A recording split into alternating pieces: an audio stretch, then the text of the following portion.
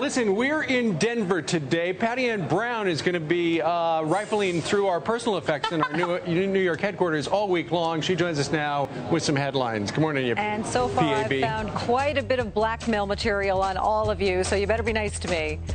All right, in the news right now, here's what's making headlines. The Democratic convention doesn't start until today, but protesters got an early start.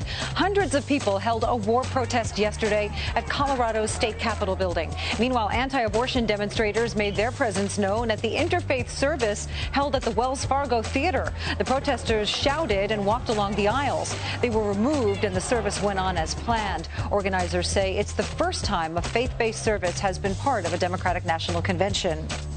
Check this out. At least 2 tornadoes were reported in Colorado. One twister touched down between the towns of Parker and Castle Rock. That's less than 20 miles from Denver, where the DNC is taking place. Residents were warned to seek shelter. There are no reports of injuries or damage beside downed trees.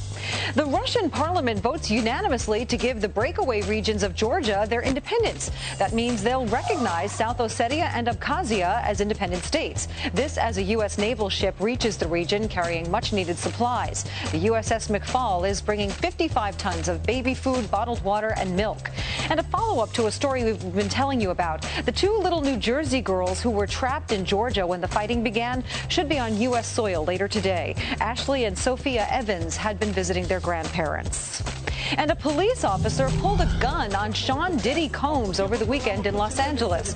A member of Diddy's entourage was pulled over when cops noticed the car didn't have proper tags. One group member didn't cooperate, so he was detained, and that made Diddy and his crew advance. And that, police say, is when the cop drew his weapon in fear. Police say the confrontation was brief. The driver was not issued a ticket because the car was a rental, and no one was hurt. And those are your headlines. Now back to Brian, Steve, and Gretchen in Denver. All right. Thank you very much.